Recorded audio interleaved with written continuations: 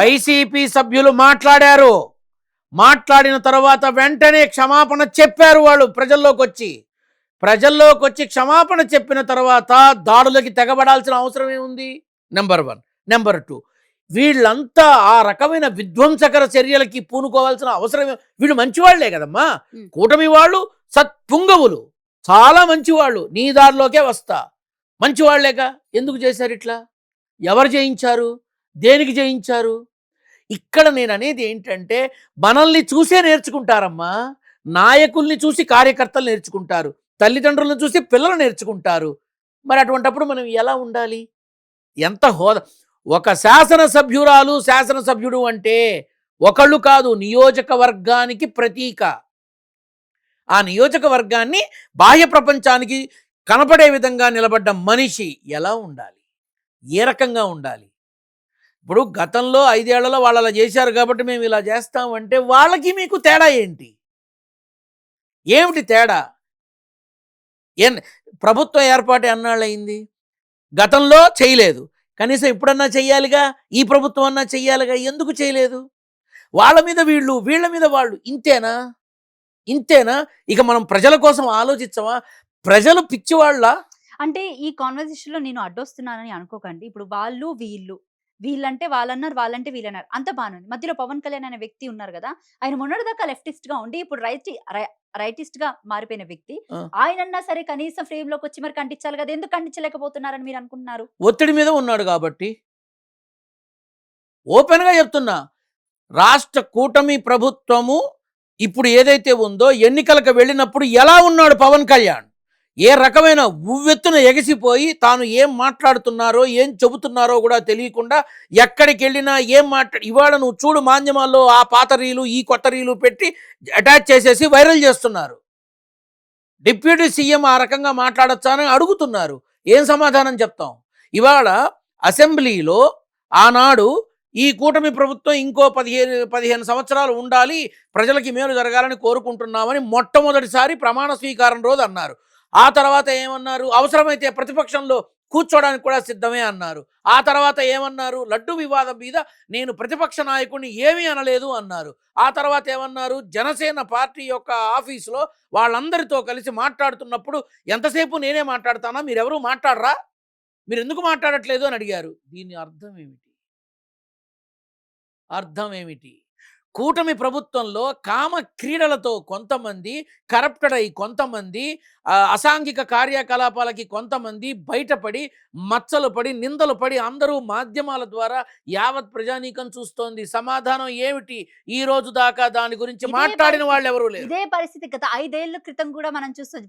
YS ప్రభుత్వం ఉన్నప్పుడు అటు టీటీడీ కి సంబంధించినటువంటి ఒక సభ్యుడు ఎవరైతే ఉన్నాడో అతను కూడా ఇదే రకంగా బయటకొచ్చి, అంటే నేను ఇప్పుడు అదే చెప్తున్నా, ఇక్కడ ఎవడు శుద్ధపూసలు కాదు. ఆనాడు టీటీడీ మెంబర్, ఈనాడు టీటీడీ చైర్మన్ ఏకంగా. మరి అటువంటి టీటీడీ చైర్మన్ ఎవరున్నారు? నాయుడు గారు ఉన్నారు. నాయుడు గారు ఎవరు? కింది స్థాయి నుంచి పై స్థాయి దాకా వచ్చిన మనిషి. అటువంటి మనిషి మీద పడ్డ నిందకి ఏం చెయ్యాలి? తక్షణమే ఎడం చేత్తో రిజైన్ చేసి నేనేమిటో ప్రూవ్ చేసుకుంటాను, అప్పటిదాకా ఇక్కడ కూర్చోనని బయటకు వచ్చేయాలి. ఏం జరిగింది? అయితే ఒక విషయం ఏమిటంటే, ఆయనే వచ్చి మాకు 30 ఏళ్లుగా అనుబంధం ఉంది అని అన్నారు. అయిపోయింది. ఇంకేం మాట్లాడతారు దాని గురించి? అసలు జరుగుతున్న పరకామణి విధానంలో ₹1,00,00,000 విలువ చేసే బంగారం మిస్ అయిందని ఎవరో అన్నారట. ఇది లేదు. మరి ఇప్పుడు రాష్ట్ర ప్రభుత్వం టీటీడీ చైర్మన్ మీద పడ్డ అపనిందలు కానీ, నిందలు కానీ, పరకామణిలో జరిగిన బంగారపు ఆ దొంగతనాల గురించి కానీ, ఈ కూటమి ప్రభుత్వంలో నాయకులు చేసినటువంటి కొన్ని విధ్వంసకర చర్యలు కావచ్చు, కొన్ని ఈ అఘాయిత్యాలు కావచ్చు, వాటి మీద కానీ ఎవరన్నా వివరణ ఇచ్చారా? ఎవరన్నా పబ్లిక్కి ముందుకొచ్చి ఈ మాధ్యమాల ద్వారా వివరణ ఇచ్చారా? ఎందుకు ఇవ్వలేదు? ప్రజలు పిచ్చివాళ్ళ? చూడట్లేదా? అప్పుడు తప్పు జరిగింది, ఇప్పుడు జరగలేదు అంటల్లా. అప్పుడు మంచి జరిగింది, ఇప్పుడు జరగలేదు అంటల్లా. అలా మీరెందుకుంటున్నారు? మీరు చూపించుకోవచ్చు కదా గొప్పగా. ఏది? ఎంతసేపు ఒక సామాజిక వర్గానికి చెందిన వాళ్ళే బాగుపడతారా? వాళ్ళకి మాత్రమే దక్కుతాయా? మిగతా వాళ్ళు మనుషులు కారా? మొన్నటిదాకా మరి రెడ్లంతా బాగుపడ్డారని బాగానే ప్రచారం చేసుకున్నారు కదా. నేను అదే అంటున్నానమ్మా. ఇక్కడ రెడ్డి సామాజిక వర్గమైనా, కాపు సామాజిక వర్గమైనా, కమ్మ సామాజిక వర్గమైనా ఎవరైనా సరే దయచేసి ప్రజలకు మంచి చెయ్యండి.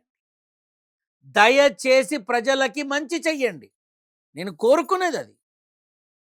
ఇప్పుడు చంద్రబాబు నాయుడు గారు ఎట్టి పరిస్థితుల్లోనూ మే 18 లోపల కూడా ఆశ్చర్యపోను. నేనేమన్నా ఒకవేళ అయిపోతే గనక నేనేం థ్రిల్ ఫీల్ అవ్వను. లోకేష్ బాబుని తీసుకొచ్చి సీఎంగా కూర్చోబెట్టి శభాష్ అని ఆయన తృప్తి పడినా పడతాడు. ఏమో ఏమో మరి పవన్ కళ్యాణ్ పరిస్థితి? ఏముంది, పవన్ కళ్యాణే దగ్గరుండి మన లోకేష్ని మనం సీఎంను చేస్తున్నాం, దీనికి అందరూ సంసిద్ధులు కండి, ఉత్సవాలు చెయ్యండి, సంబరాలు చెయ్యండి అని కళ్యాణ్ బాబే అంటాడేమో. కళ్యాణ్ బాబే అంటాడేమో.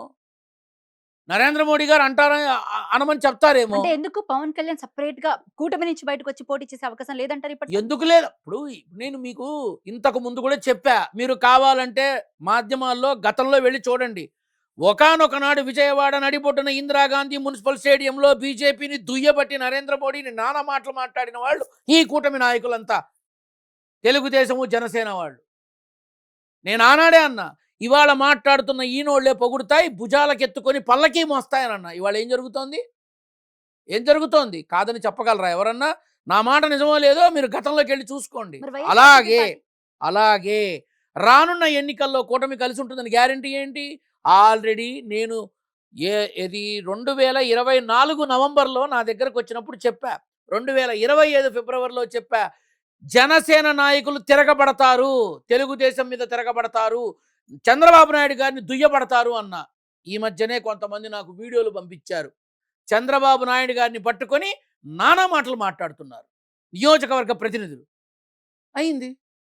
రాజకీయంలో శాశ్వత శత్రువులు ఉండరు, శాశ్వత మిత్రులు ఉండరు. మరి వైఎస్ఆర్సీపీ పార్టీ పరిస్థితి ఏంటంటారు? ఎందుకంటే ఇప్పటికీ కూడా ప్రజల్లోని 2026 నవంబర్ 9 తర్వాత మాజీ ముఖ్యమంత్రి జగన్మోహన్ రెడ్డి గారు వైసీపీ నాయకుడైనటువంటి ఆయనకి అత్యంత అద్భుత రమణీయ కమనీయ యోగం మొదలవుతోంది.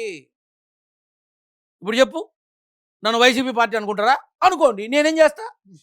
నేను గుర్తుందో లేదో మనకు చెప్పా, వచ్చేది కూటమి ప్రభుత్వమే. ఎవరు మే 17 చెప్పా, మే 27 చెప్పా, జూన్ 2వ తారీఖు చెప్పా, జూన్ 4వ తారీఖు రిజల్ట్స్ వచ్చినాయి. నా మాధ్యమాల్లో నా ఇంటర్వ్యూలు ఉన్నాయి. అవును, ఉన్నాయి ఉన్నాయి, నాకు తెలుసు అది. ఉన్నాయి. అదే. నేనన్నా పవన్ ప్రభంజనాలు. కూటమి ప్రభుత్వం వస్తుంది, కానీ వీచేది పవన ప్రభంజనాలు. వీచేది పవన ప్రభంజనాలు. కూటమి ప్రభుత్వం వచ్చినా సరే ఆ చరిష్మా, ఆ యోగం, ఆ విధానం అంతా పవన ప్రభంజనాలే అన్నా. అంటే మరి పవన్ అప్పుడు అందరూ నన్ను జనసేన అభిమానే అన్నారు. ఇప్పుడు వైసీపీ అభిమాని అంటారా?